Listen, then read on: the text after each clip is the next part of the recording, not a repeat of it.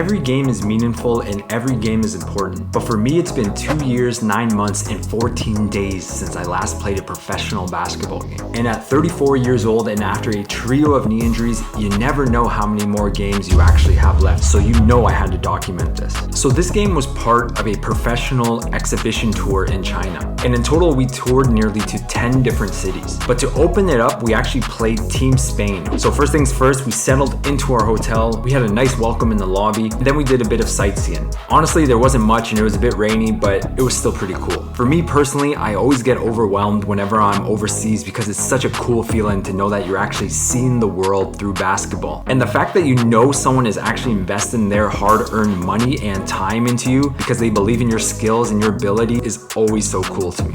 After we did that, we had to do a bit of promotional stuff. So in this case, the organizers wanted us to play in like a street ball tournament at a local park. It was a really light run and no one was obviously going hard, but it was kind of cool because it was the first time that we saw anyone actually pick up a basketball.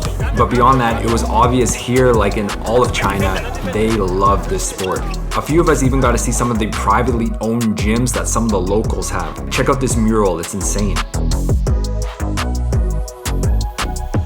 The next day, we were able to get in the gym a bit in the morning, which I personally love. I'm always a big fan of lifting and shooting on game day. This is my 4th time personally in China, so I kind of knew what to expect in terms of the treatment. It's like you're royalty here when you play basketball. And we're all on chartered buses separately, Team Spain and Team USA. And many of these workers here are outside and they're just waiting to take a picture with us. Even when we go to the games, the bus is being followed by police escorts. And as you go by, you can see people recording you and just so curious about what's going on. And I haven't even mentioned the gym. Like, look at this gym. This is a EuroCup level stadium and it's for us.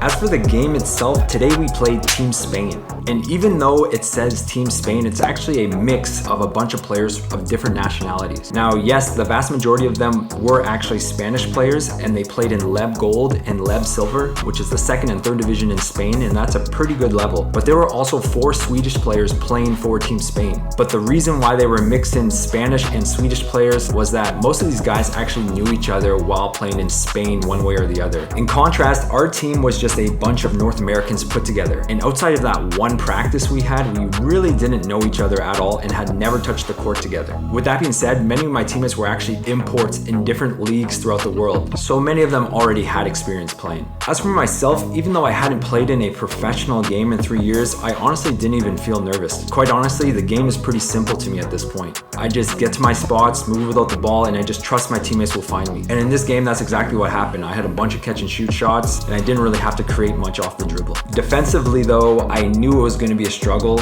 and sure enough, I got cooked a few times. Oh, and we did play a back-to-back the next day, but we took the L on that one, so we won't talk about it too much.